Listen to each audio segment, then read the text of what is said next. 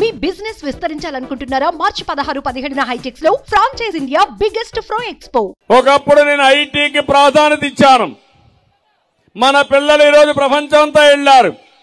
కడాన హైదరాబాద్ లో hitech city కట్టి తర్వాత సైబరాబాద్ నగరాన్ని ఏర్పాటు చేసి ప్రపంచానికి ఐటీ అందజేసిన పార్టీ తెలుగుదేశం పార్టీ అని చెప్పి కూడా నేను మీకు తెలియజేస్తున్నా. ఈరోజు మనం చూస్తే మన రాష్ట్రం 5 కోట్ల మంది నష్టపోయాం.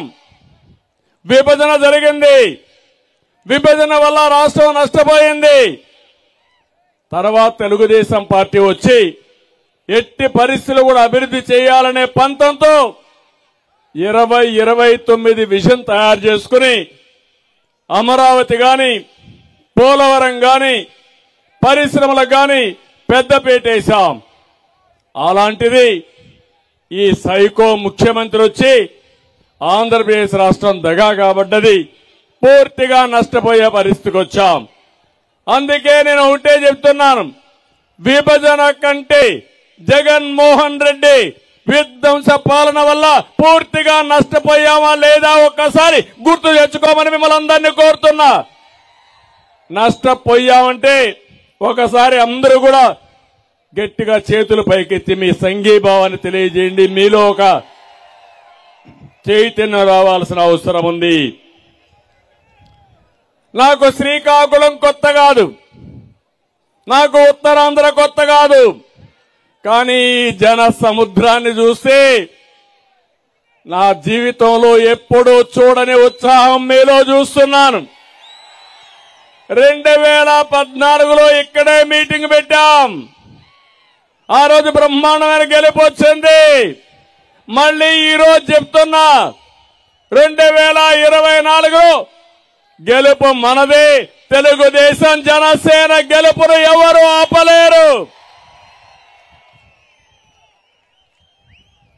ఈ రోజు మీ ఉత్సాహం చూసిన తర్వాత అర్థమైపోయింది, జగన్ పని అయిపోయింది, మార్పు మొదలైంది.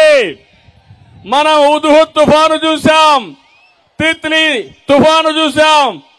ఈసారి వచ్చే రాజకీయ తుఫానుకి ఇది నాంది. ప్రజా వ్యతిరేకత పెను తుఫానుగా మారుతుంది. ఈ తుఫాను ఉధృతంగా వస్తుంది. కాంగ్రెస్ పార్టీ చిత్తుగా ఓడిపోయి బంగాళాఖాతంలో కలిసిపోవడం ఖాయమని చెప్పి కూడా నేను మీకు తెలియజేస్తున్నా. నేను ఒక్క విషయం మిమ్మల్ని అందరిని అడుగుతున్నా, 5 ఏళ్లయింది ప్రభుత్వం వచ్చి, మీ జీవితాల్లో మార్పులు వచ్చాయని అడుగుతున్నా. ఏమమ్మా ఆడబిడ్డలు, మీ జీవితంలో మార్పు వచ్చిందా? మీరు ఆనందంగా ఉన్నారా? తమ్ముళ్ళు, యువత మీరు ఆనందంగా ఉన్నారా? ఏ రైతైనా ఆనందంగా ఉన్నాడా? అందరూ కూడా ఇబ్బందులు అయ్యారు.